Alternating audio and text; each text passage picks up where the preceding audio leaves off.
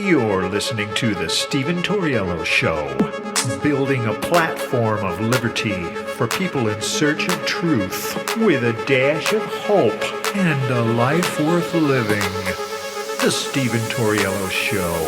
And now, here's Stephen.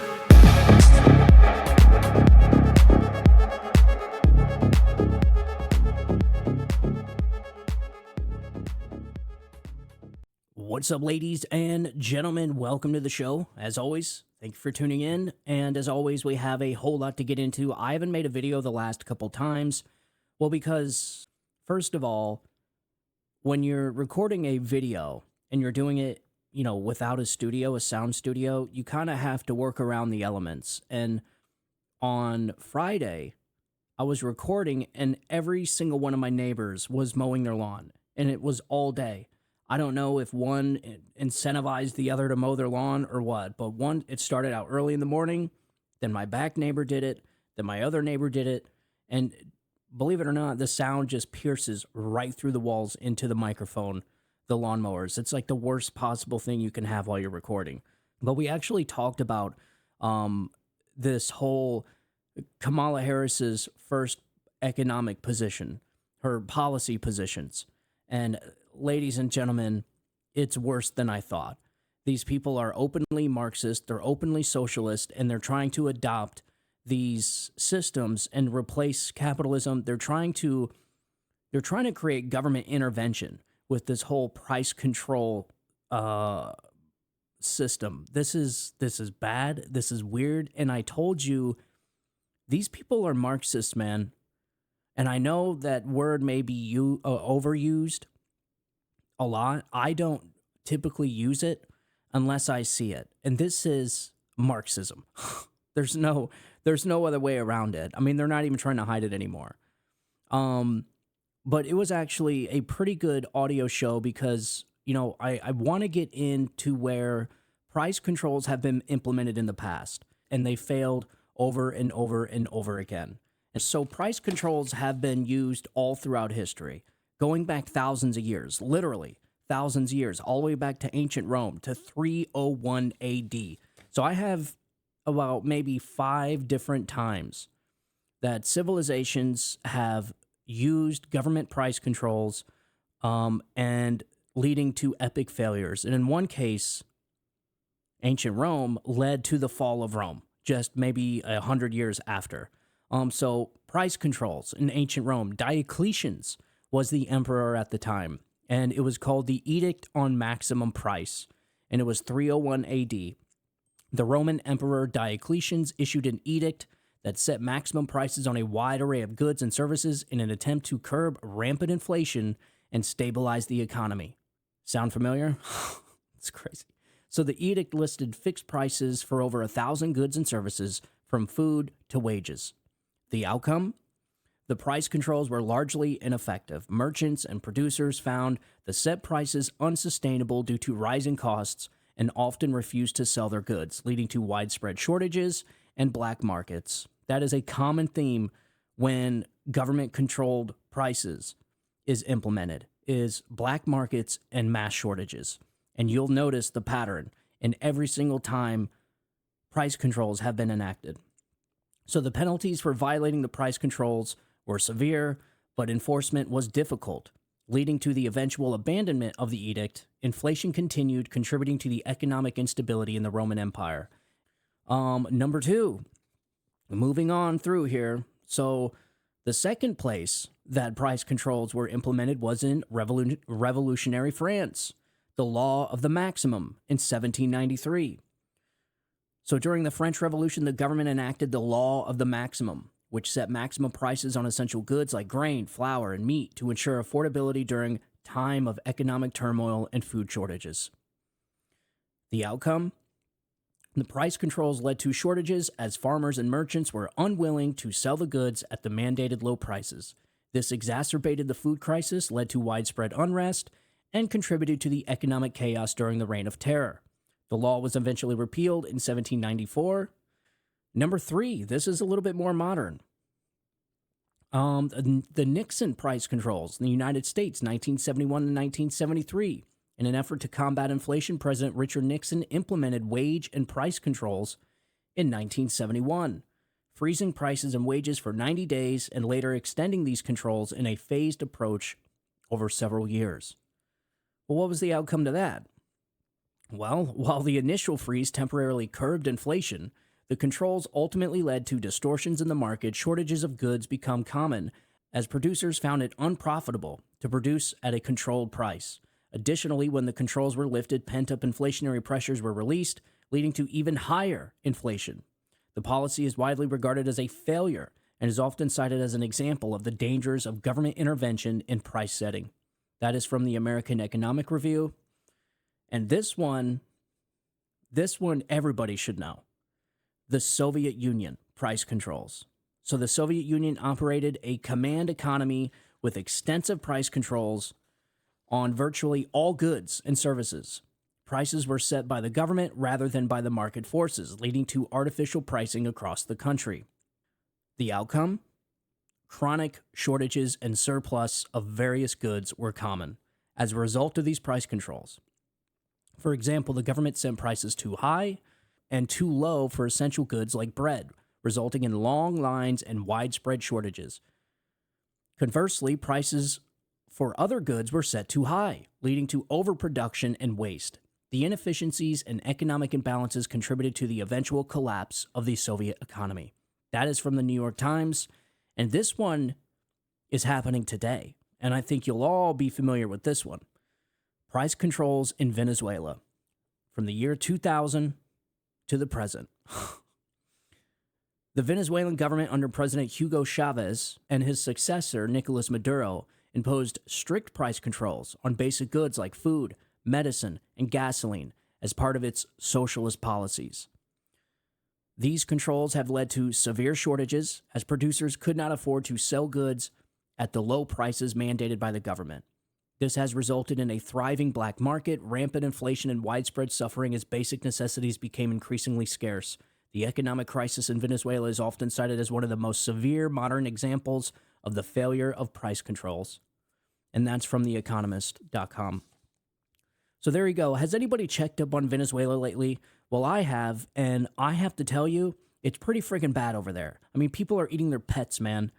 They are in extreme poverty. 3 out of 4 people are considered to be impoverished. And in order to meet that threshold of living in poverty, you have to be living on $1.94 a day. And that is US dollars. That's freaking poverty, man. And here we are having the debate about whether Kamala Harris should implement price controls if she's president of the United States. I don't think people realize how bad this is going to get. This is going to lead, just like it always leads to, a massive failure with bread lines, with food lines, with shortages, black markets, and then the eventual collapse of the U.S. economy. So here we go. I can't think of a more Marxist thing to do than government price controls. And the thing is it's really hard to vote against free stuff, man. I mean, it's very hard. That's why these people use this. They don't have good policies, and so they have to give people free stuff because it's so hard to vote against free stuff. The power of free stuff has been around for a long, long time. And in fact, it was one of the leading causes of the collapse of Rome. One of them, there was multiple, and we meet almost every single criteria of the collapse of Rome.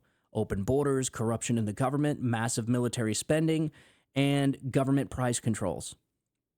Shortly after the price controls in ancient Rome were repealed, it was about a century later, and the collapse of Rome happened. And I think 500 AD, the official collapse of Rome took place. So here we go, man. Here we go with these people. And I told you from the very beginning, I told my audience that these people are as radical as they can get, and they're not even hiding it. They're not even hiding it. And the thing is we knew Kamala was this radical the entire time.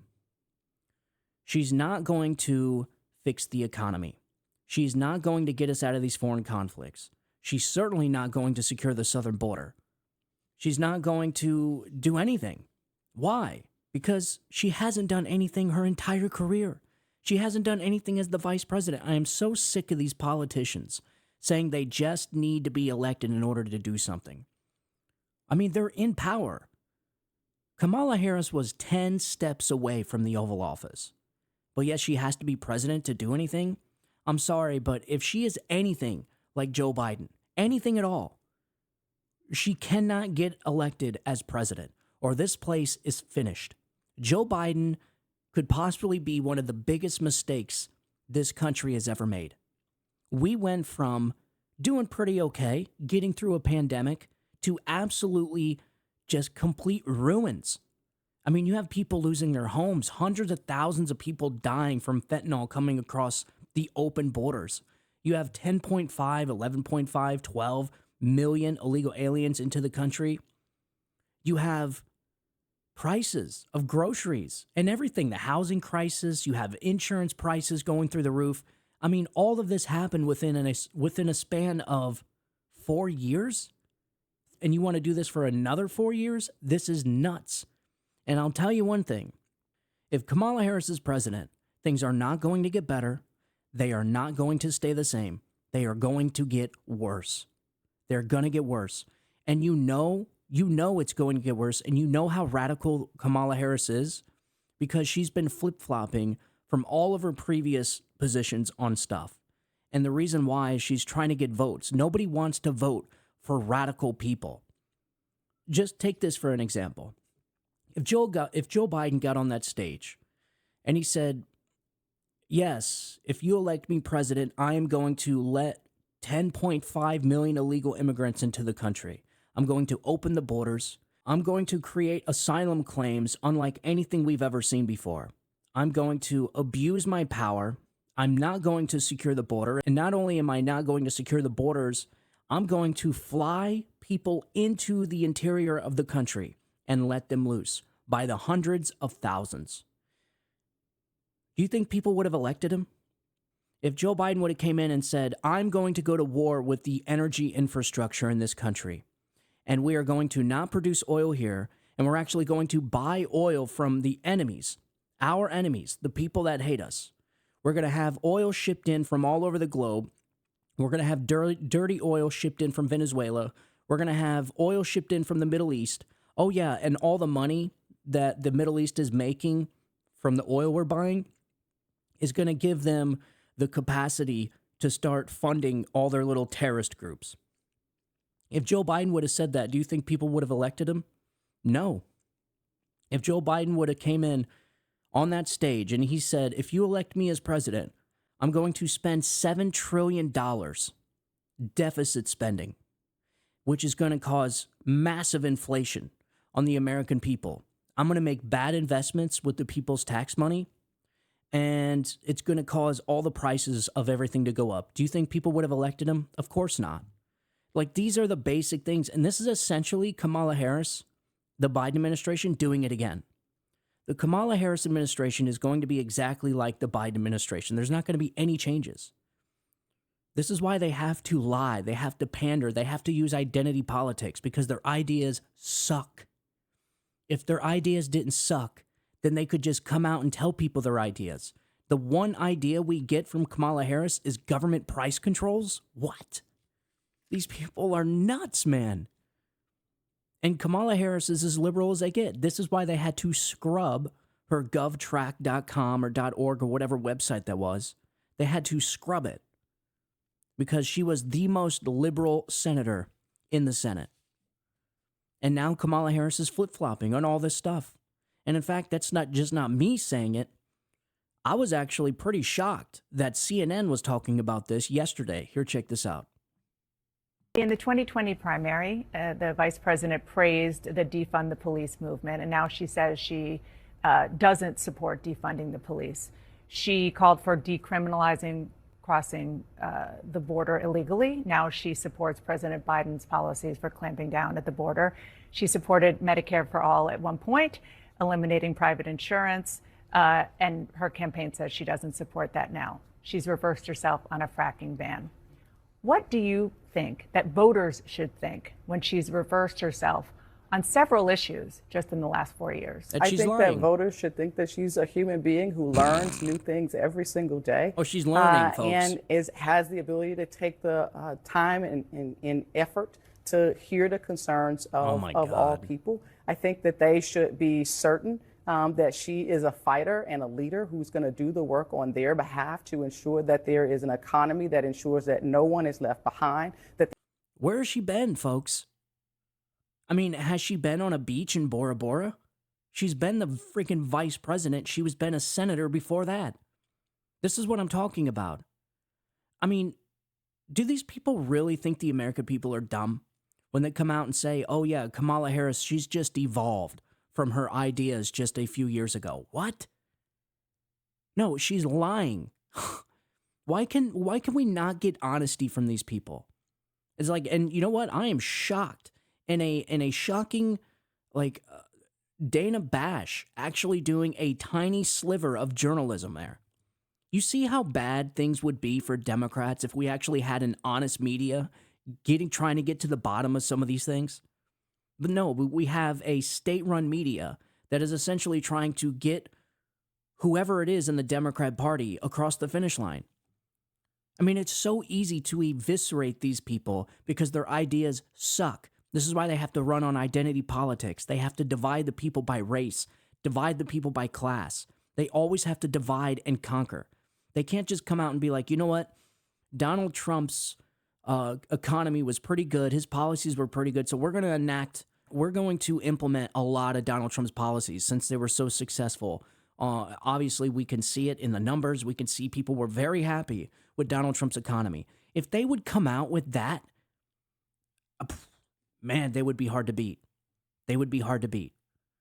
But no, they come out and they just gaslight everybody. Oh, no, Kamala didn't actually support that stuff. I mean, you got the media saying one thing. They're scrubbing all their articles. She's never supported that. She's always supported fracking. And then you have Kamala Harris coming out and saying, oh, well, yeah, I evolved. I evolved and I'm growing with the people so that I can work hard for them. It's like, what? You need another 4 years to get stuff done? What, 4 years wasn't enough? Look how much stuff Donald Trump got done in just 4 years. This, I'm telling you, this is why they hate him. This is why they hate him. Donald Trump pulled the curtain back on all these frauds, man. They hate him because he did more than the last 4 presidents combined in 4 years. Look at all the stuff he got done. The First Step Act, the Opportunity Zones, the increase in wages, increase in black entrepreneurship, the securing our border, the peace in the Middle East, the Abraham Accords, the tariffs, the tax cuts, the infrastructure, the foreign diplomacy, the moving the capital to Jerusalem, like all this stuff he got done in just 4 years. And this is while they were trying to impeach him. This is while they were trying to completely eviscerate him and destroy him like a bug. They were trying to squish him. They were trying to conduct a coup against him, is what they were trying to do. Think about that. They were trying to conduct a coup against a sitting president. The man was almost assassinated a few weeks ago. They've sued him. They've arrested him. They've impeached him twice, and nobody even talks about it. They don't even know what they impeached him for. It was the most bizarre impeachments anybody's ever seen. One was over a phone call. The other one was over January 6th, and he wasn't even president when he was impeached. In fact, it was an impeachment that took place in 3 weeks. Unheard of before. And listen, so I don't want to get too off track. If Kamala Harris is flip-flopping, this is a very, very big indicator to people that when politicians flip-flop, it means they are lying. They are lying because they were trying to get votes, period. If her ideas were so good, then why not just come out and be honest about them? I mean, I gotta say, the whole government price control thing, that's pretty honest because that is what she wants to do. I mean, she's come out and said it. She wants government intervention when it comes to private corporations and the prices of goods and services. That is Marxism. and it will lead to communism, and it will lead to the collapse of the United States. They're not even hiding it anymore. There is no way Kamala Harris can be elected, and this country, as we know it today, is still around in 4 years. There's no way. There's absolutely no way. I mean, we are on the brink of disaster right now. I mean, we're on the brink of World War III. We are on the brink of another Great Depression. That's where we're heading with this economy. You have a stock market that's completely phony. I've never seen the stock market like this before. And not saying that it's good, there was just a massive crash, but it's almost not real. Everything is fake. You have an administration, and I wanted to express this to people that, that may be kind of in the middle on certain things. The reason why you're seeing the entire government apparatus and its media arm, the state-run media, CNN, MSNBC, ABC, NBC, the Pravda media, the reason why these people are trying so hard to get Kamala Harris elected is because if Donald Trump wins, all these people lose their jobs. The Karine Jean-Pierres, all the people, all the bureaucrats on the inside, they all lose their jobs. Not only do they lose their jobs, but I think that when they get somebody in there that's honest and they start investigating things like Uranium One, when they start investigating things like Fast and Furious with Obama, when they start investigating things like the Biden laptop corruption and all that, the Ukrainian scandal, when they investigate all this stuff, the 2020 election, when they investigate the January 6th, it's going to be an absolute crap show. It is going to be biblical. The entire corrupt temple is going to be coming down on their heads. And they know this. And this is why they are absolutely terrified of Donald Trump winning this election. And the thing is, folks, is like, why are we allowing this amount of corruption in our government? And we have for a long time. You and I both know that for the last 20, 25 years, we've always known there to be corruption in our government. We just kind of accepted it, I guess. Like, in the back of our minds, we all knew that there was dirty, dirty stuff happening within our government. But we didn't really care because we didn't have a voice. There was nothing one or two people were going to do. That is what made Donald Trump so appealing. When this guy is being attacked by both sides, when he's being absolutely railroaded by the same system that is railroading us, then the enemy of my enemy is my friend. That is what makes Donald Trump so appealing. He is not the disease. He is a symptom. You know what I mean? So Donald Trump wouldn't even be here. He wouldn't even be here if it wasn't for these people doing all their corrupt stuff, pretty much going rogue. We have a out-of-control government filled with out-of-control bureaucrats that have no leash. These people are on the loose. We have this Frankenstein fourth branch of government that's been created the last 30 years, this military-industrial complex that is literally starting wars so it can pay its light bills. And guess where we get to go? We get to go fight those wars for all these board members. Raytheon, Boeing, Lockheed Martin, Northrop Grumman. So these people create all these things so that they can make a ton of money, and then we have to go fight and die for it. This is nuts, man. This is how the collapse of an empire happens. Is exactly what we're watching today. And I know we're way off track from how we started, but I think the moral of the story is we're already beat down, folks. This country's already on the brink. You get somebody like Kamala Harris and Tim Walz in there. The most radical ticket this country has ever seen. I'm talking worse than FDR, more radical than anything we've ever seen. Government price controls, giving $25,000 to first-time homebuyers. How is Kamala Harris, she can't possibly know how any of this stuff is going to work. She's never built anything in her life. She's never signed the front of a check, which means she's never owned a business. She's never run a business. She's never worked in the private sector. How the hell are these people going to determine how to fix our economy? They can't. This is the problem. We've left too much up to these so-called experts, and these experts don't know jack squat about anything. We have some of the dumbest people, this country has to offer running our country. We have some of the dumbest people in the media. There was a famous quote. I don't know if it was a quote. It was just something I watched of Thomas Sowell, one of my all-time favorite people, man. Favorite economist, Milton Friedman, and we can just go down the list. Thomas Sowell once said, and it really stuck out to me, he said, the reason why our country is the way that it is that everybody that shouldn't be in politics is, and everybody that should be in politics isn't.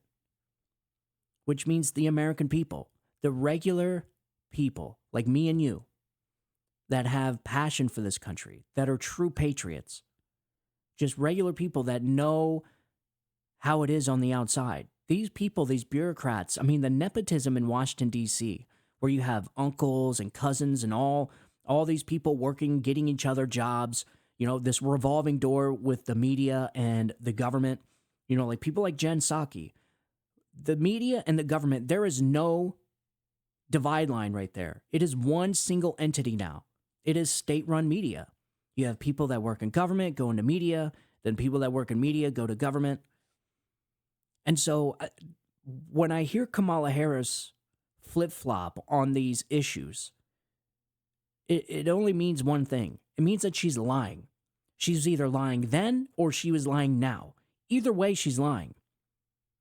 And based off of her record, based off of how she's spoken in the past, she didn't just have a change of heart in the last 6 months. My only guess is she's lying now.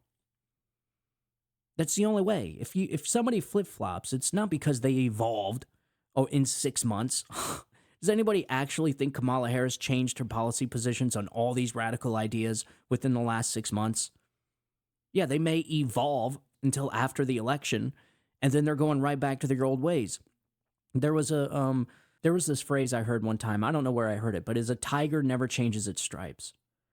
So Kamala is only faking to be somebody she's not.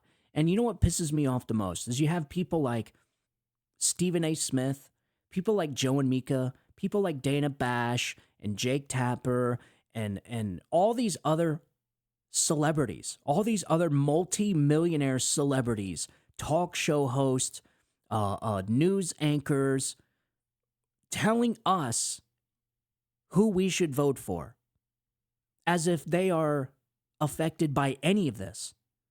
Do you think Stephen A. Smith actually cares about how much groceries cost right now? Is he affected at all? So why the hell is he on his talk show trying to convince his audience and his listeners why they should vote for Kamala Harris, why they should vote for radical policies like government price controls? You idiot. You're a moron, dude. Sitting there telling people, oh, Kamala, you already got my vote. What? What do you do every day? Try and convince other people to vote for? Because what happens if Kamala wins and there's government price controls and it collapses our entire damn economy? Are you going to be sitting in a bread line, Stephen A. Smith? Are you going to have to deal with the increase in housing costs because Kamala Harris wants to give $25,000 to new homebuyers? You're going to be virtually unaffected, my man. But guess who gets to suffer? We do.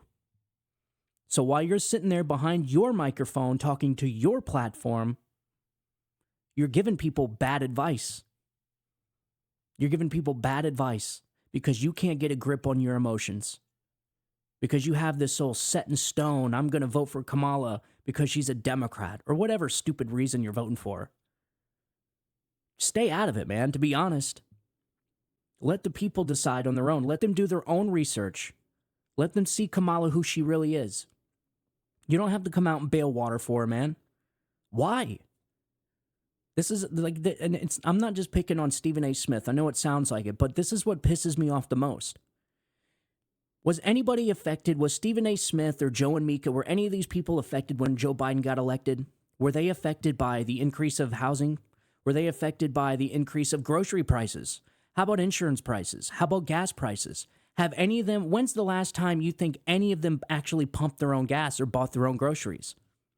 This is what I can't stand when celebrities come out here, especially people with talk shows like Stephen A. Smith, and the only reason I pick on him is because I seen a stupid little video today about how Kamala's already got his vote. Joe and Mika, Jake Tapper, Dana Bash, all these people, these celebrities, these multimillionaires that are virtually unaffected when Joe Biden got elected. And now they're trying to do it again? They want us to go through another 4 years of this? This stuff has got to stop, man.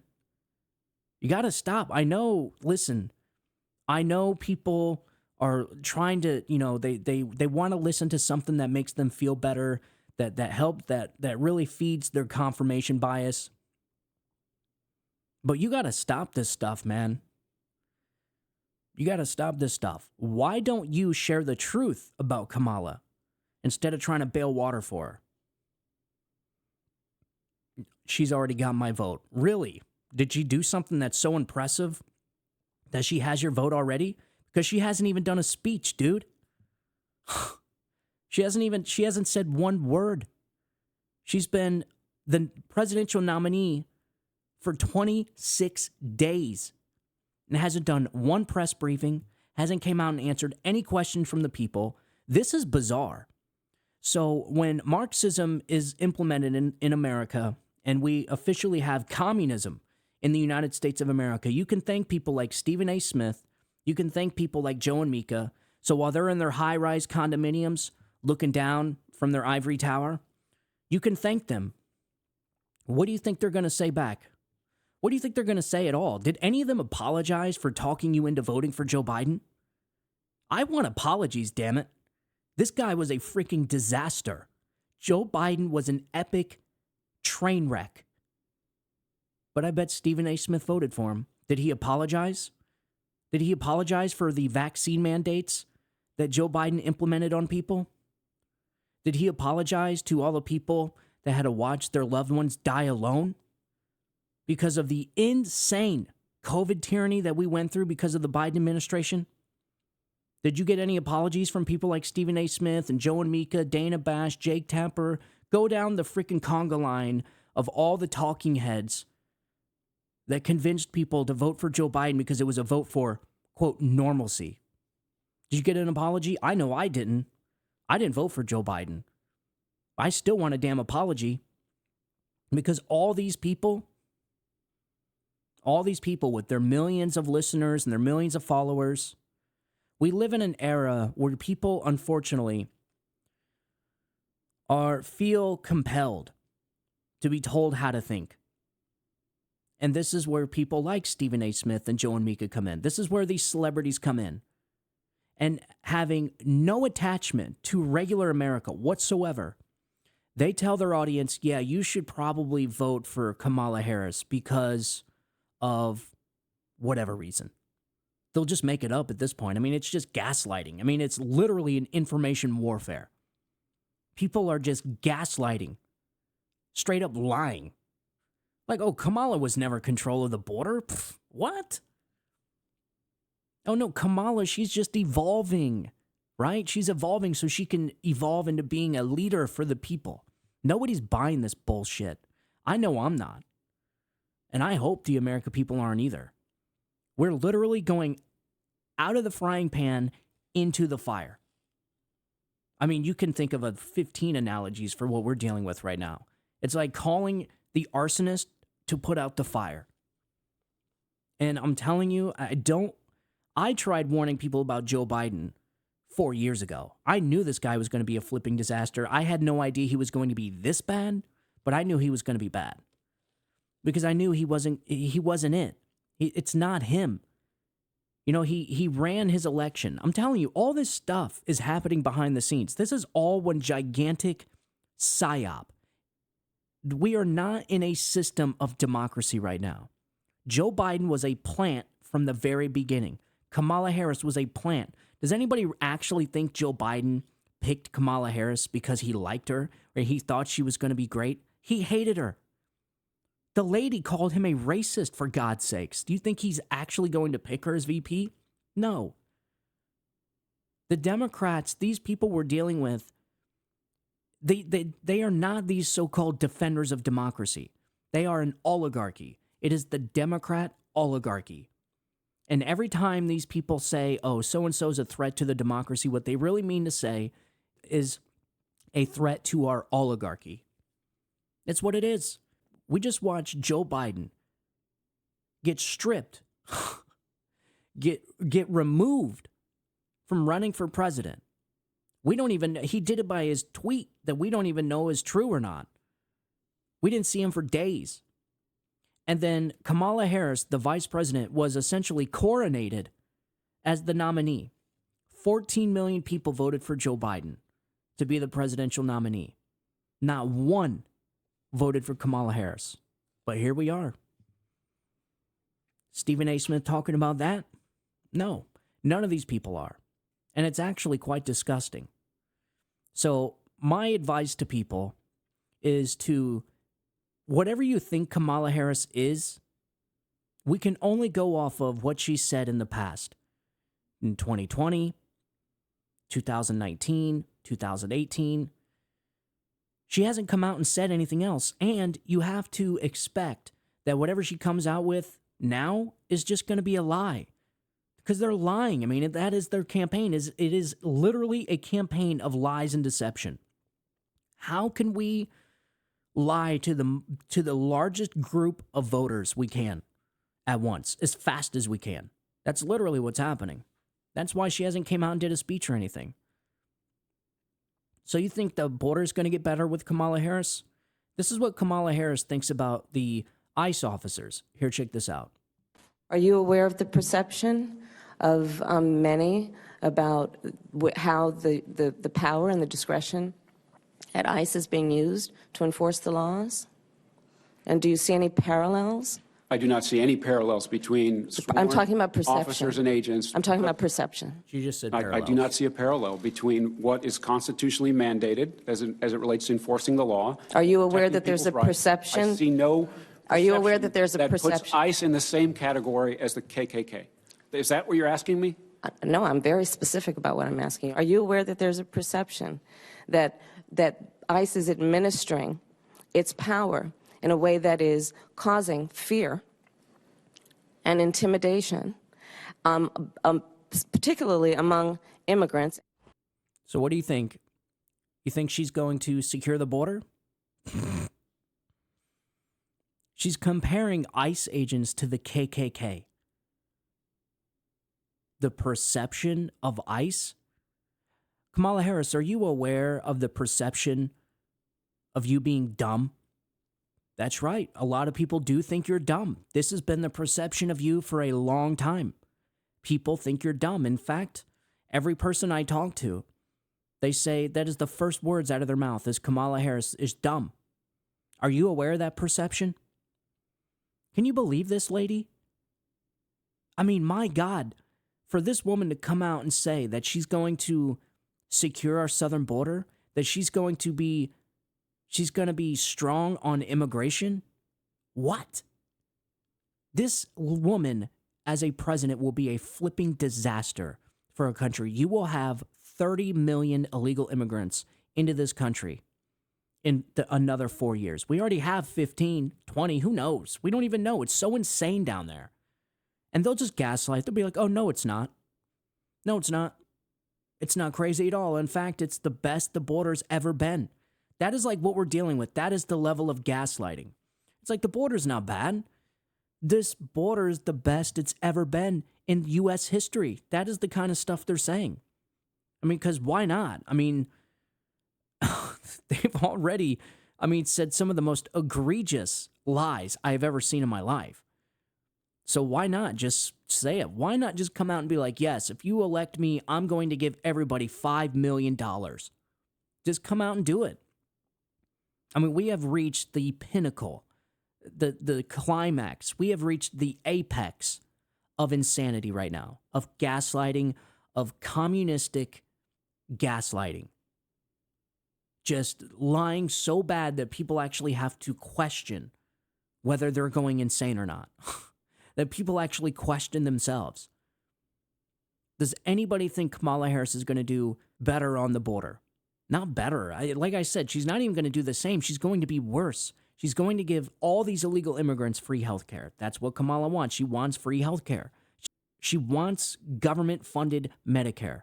She wants government price controls on goods and services. She wants the government to have control over everything because that is what communism is. I mean, let's go. I have, we're going to have to do it on another thing. We talked about a speech, the speech Kamala did with the whole equity and the distribution of wealth. I mean, all the communist keywords and phrases.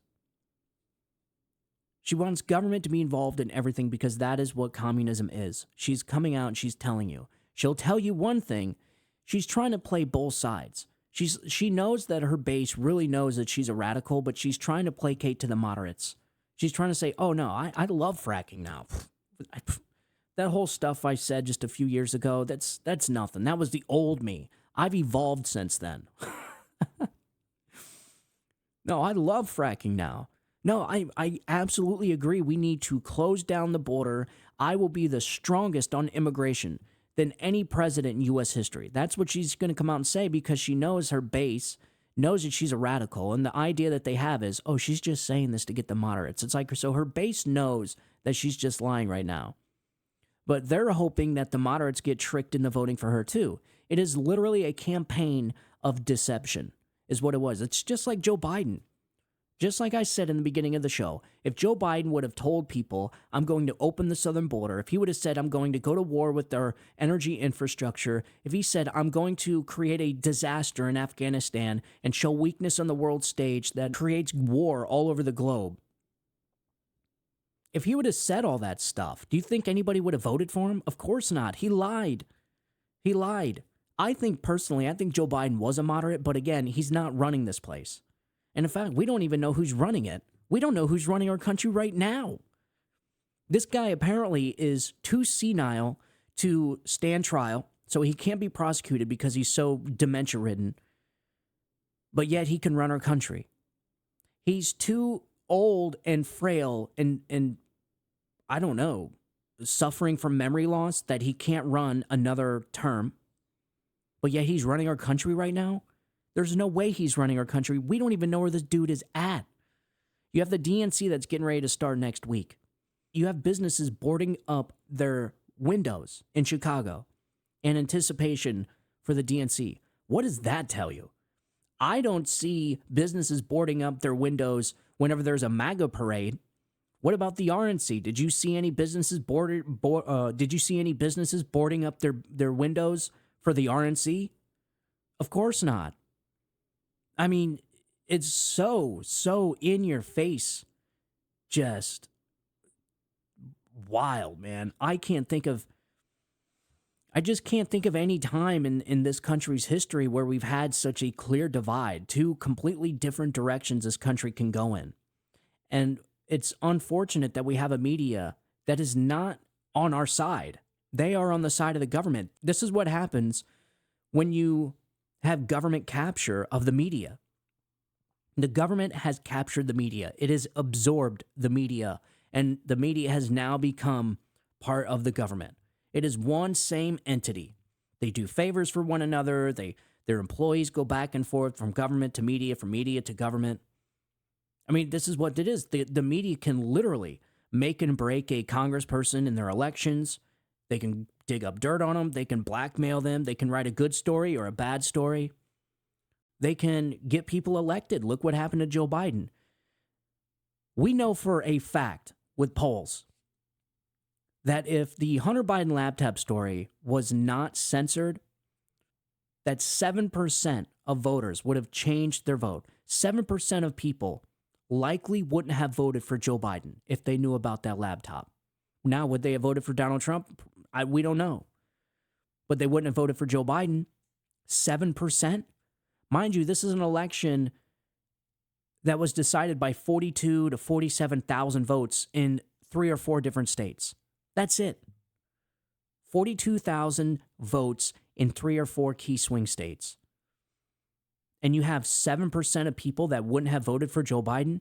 So you're talking about the direct linkage between them censoring that story, censoring the Hunter Biden laptop story, to getting Joe Biden across the finish line.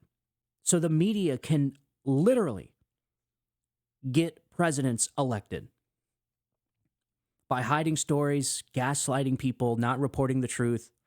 Why aren't they out there chasing down Kamala Harris, trying to ask her, hey, what are your policies on this? What are your policies? How many news conferences or how many news pressers has Donald Trump done in the last month, 2 months? I mean, it has to be 30 or 40. I mean, this guy, he almost kind of talks too much. Kind of sometimes to his own detriment. But I get it, man. I get why he's doing it. But I'm so past the moment where we're expecting the media to actually do their job on behalf of the people, which is push back against this type of government tyranny. Government price controls? And you don't have the media out there wringing their hands in the air, jumping up and down, saying, whoa, whoa, whoa. Government price controls. Kamala, you want to implement government price controls. What exactly do you mean by that? Have you heard that question from the media? No. No, they're doubling down because they don't like the other guy. This is how dangerous this has become, and this is why everything seems so insane. Is because it is insane. I was actually thinking earlier how we ended up here. And I mean, when you really, really think about it, when did all this stuff happen? When did all this insanity start with, the Democrats losing, going insane over Donald Trump, the Trump derangement syndrome? When did the Trump derangement syndrome start? Back in 2016. See, Republicans voted for Donald Trump because they wanted him as their leader. They wanted him as president so that he would implement the policies that they wanted. They wanted Donald Trump to be president because they wanted Donald Trump to put them first. They wanted to make America great again. And in their eyes, he did. He did make America great again. For 4 years, he did an excellent job. These people voted for Donald Trump, and they thought the next day after the election, their guy would win, he would come in and start implementing the policies, they would start prospering, there would be peace breaking out. And although all that stuff happened, what they didn't expect was the Democratic Party going absolutely bonkers, trying to impeach him. Wasn't it like the first day? It may have been the second day the media was talking about impeachment. The media could not get a grip after 2016. And that, ladies and gentlemen, is when all this started. Was because the left, the Democrats, could not get a grip on their emotions. And they could not allow Donald Trump to be president for 4 years for his duly elected term. And they just hammered him and hammered him and hammered. It didn't stop, and it hasn't stopped since. 10 years. We've been doing this for 10 years, almost a decade. I was 26 years old, 27 years old. It was the second time I voted, was for Donald Trump. I voted for Obama in 2008. I didn't vote for anybody. 2012, Donald Trump was the second person I've ever voted for. And he did a damn good job. But what people didn't expect was for Democrats to absolutely lose their you-know-what. They thought they were just going to get 4 years of Donald Trump and his policies, implement, conservatism, implement populism, and get all the good policies and, create a good economy, create the low inflation and the low interest rates, create an amazing, peaceful, and prosperous nation. And he did. He did what he was supposed to do. And Republicans did what they were supposed to do. But Democrats went absolutely nuts. That's when all this started. We're here today because Democrats couldn't accept the 2016 election. They are the OG election deniers. All they had to do was just sit back and enjoy the ride, man. But they couldn't do it. They couldn't get a grip. They lost it. And I think the media lost it too because, honestly, I'm kind of in this, I believe this theory that the media has always been biased for decades, but it was always unprofessional to show it.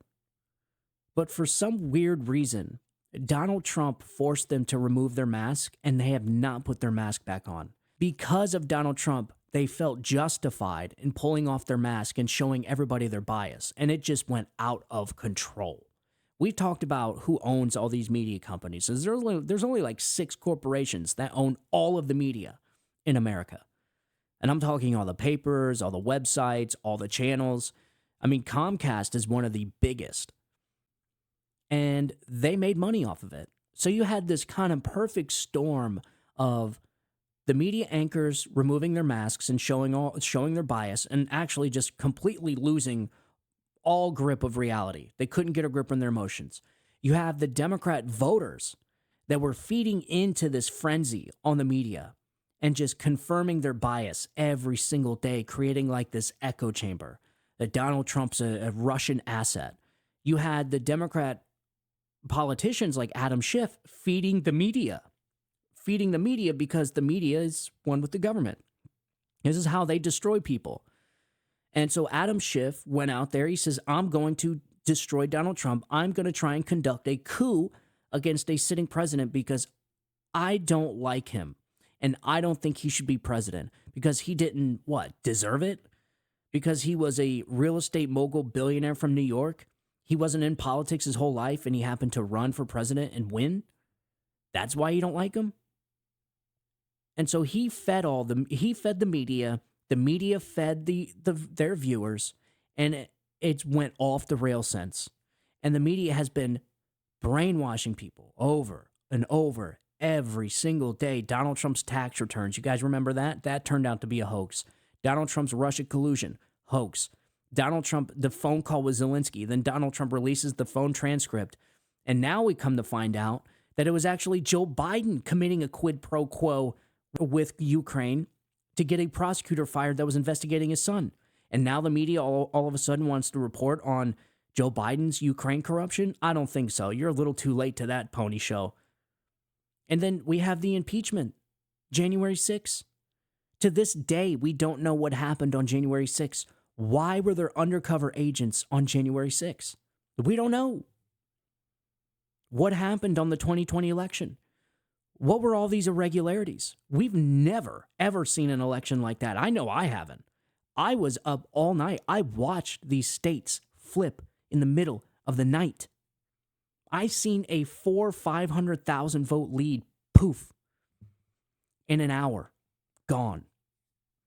I never, ever seen an election like that in my life, folks. There was something fishy about that election. And I will forever believe that. Nobody's going to be able to convince me otherwise until we get to the bottom of it. We haven't got to the bottom of the election. We haven't gotten to the bottom of January 6th. I still, to this day, think January 6th was a false flag operation. You had undercover police officers there. You have Stephen D'Antuono, which was the lead agent for the Washington field office, did a testimony and testified. There were so many undercover agents there that day that we lost count. Why were there agents? Why were there undercover agents there? That's the question I want to know. We can't get answers. What happened on the 2020 election? What's going on with the Trump assassination attempt? I don't know about you, but that whole damn thing is starting to look really fishy, folks, and it has from the very beginning. We've seen this escalating progression from trying to character assassinate him all the way up to exactly where we knew the inevitable outcome was going to be, which was assassination. We all said it. We all knew it. We talked about it amongst one another all the time. This guy's going to get assassinated. They're going to try and kill him. And when I say there, I'm talking about the same people that were behind January 6th, the same people that were behind the Russia collusion hoax, the same people that were behind the 2020 election. That's who I'm talking about. Who are those people? That's what we got to get to. That's what we got. America cannot move on as a country until we get to the bottom of these things. They just want us to move on as if everything's fine. The pipe bomb story, that doesn't make sense. They want us to just move on from all this crazy crap that they've put this country through. And they say we're the threats to democracy. They say you're the threats to democracy. These people are taking democracy I don't even know if they know what it means anymore. They don't even talk about it. You notice that whole talking point's gone? It's because they realized it doesn't work because they look like a bunch of hypocrites. They just coronated Kamala Harris as a presidential nominee. Of course, they can't obviously be the great defenders of democracy. No. They are our biggest threat to democracy. The media has become the biggest threat to our republic. The Democrat Party is the most destructive political force this country has ever seen. In my lifetime, this is no Democrat Party I've ever seen before. I mean, you've heard of radical administrations like the FDR administration. That was pretty radical for its day. I mean, that's where you got all this mess we're dealing with now, like welfare, open borders, the messed up immigration, system, the welfare state. FDR created the welfare state. And so it's like, we've seen that before, but at least we had people that actually loved the country.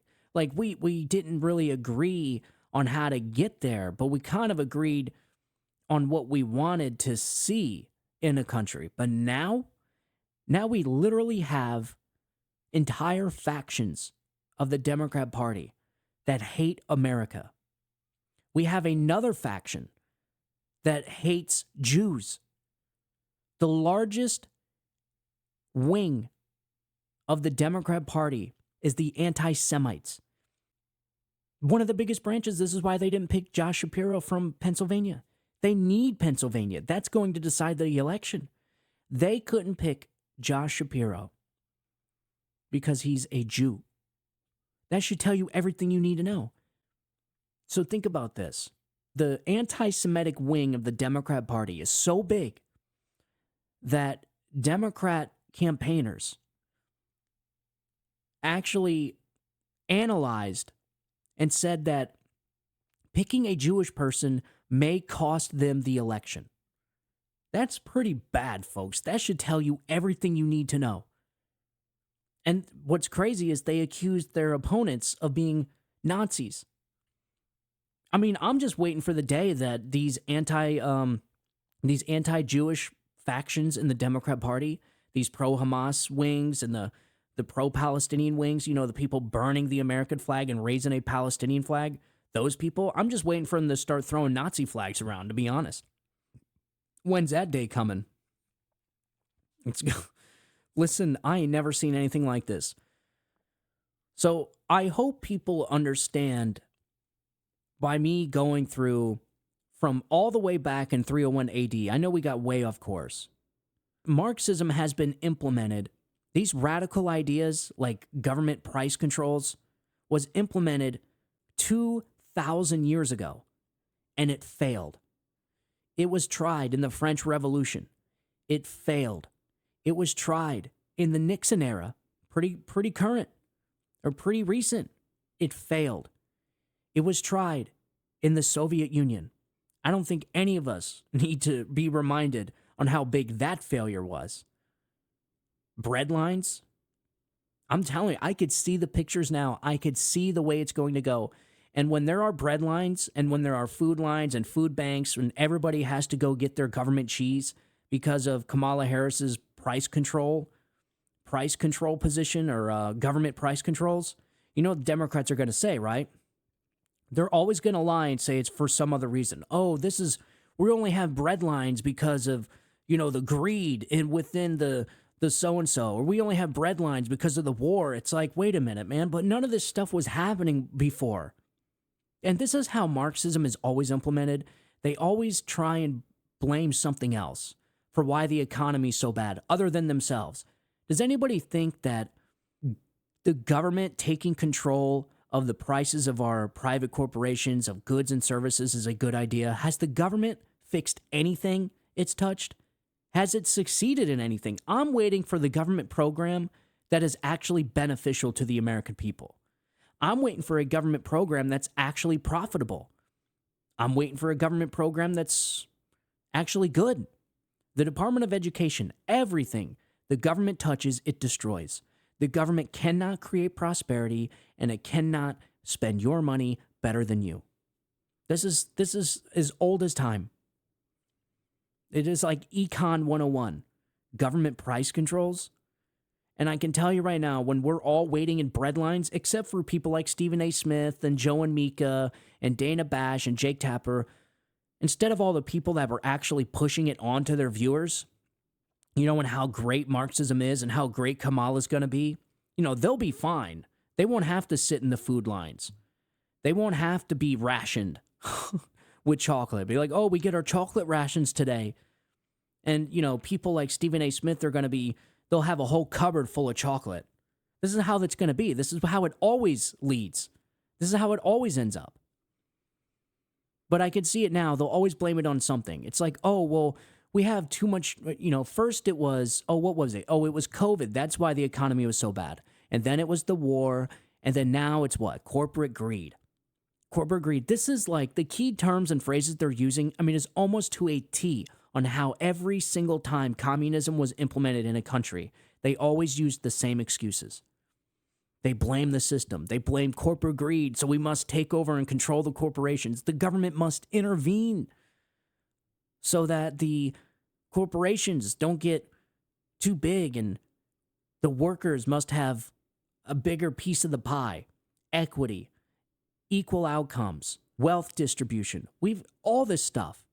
We've seen it before, and I cannot believe we're actually having the conversation about it today in America. That to me is nuts. But I can tell you, it's always some excuse, and then finally when we're all sitting in food lines and bread lines and we're being rationed, the Democrats are going to find some way to blame. They're going to blame it on something. Be like, oh, this wasn't because Kamala implemented government price controls on goods and services.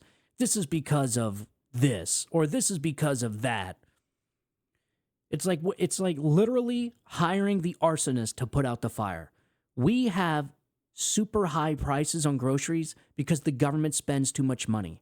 The government expenditures, especially deficit spending, creates inflation. It's the only thing that creates inflation.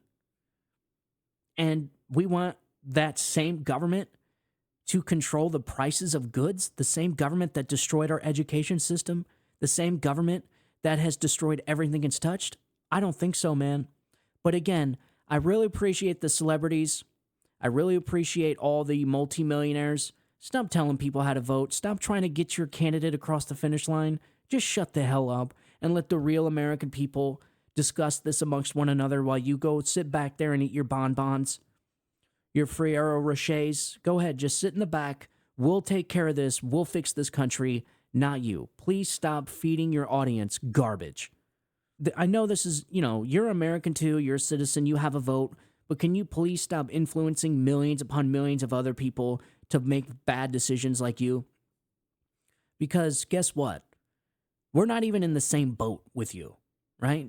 This election's only going to impact us, not you. So to be honest, I don't even really care if they vote or not, to be honest. But, of course they're going to. It's our democratic republic, right? So, all right, ladies and gentlemen, as always, thank you so much for tuning in. I'm going to be making a bunch of videos tomorrow, shorter videos. I think I'm going to do 15-minute videos. The hour-long videos just take too long. They're too big. And, I think we'd be more beneficial, more efficient if we just did like a 15-minute video about one topic or the other, and then maybe just did like 3 or 4 of 15-minute videos. I don't know, something like that. I just, the hour-long videos, that's usually how long the show is, but the videos, it's a lot different. It's more difficult to move around. The files are big. It's just a lot more to deal with, and I think we would be better off just kind of shrinking everything down and just making it super informative, the 15 minutes that we have. Obviously, I'm going to put my 2 cents in, but I'm just going to try and pump out as much information as possible. Maybe stats, statistics, and then I want to do a couple shows about the culture. I told you I wanted to talk about the physical discipline by parents and what it was like back in what it was like back in 1970 versus now.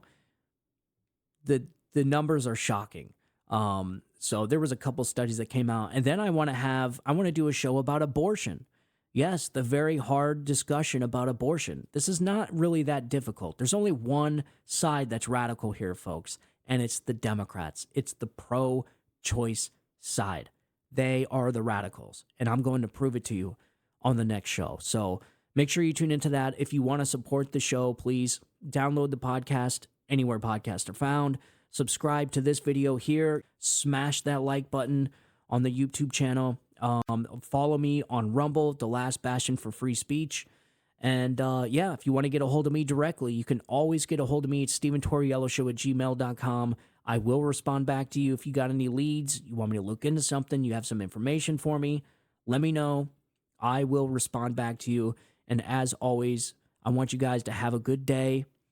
God bless you. God bless America. And long live the Republic. You guys have a good one. Bye-bye.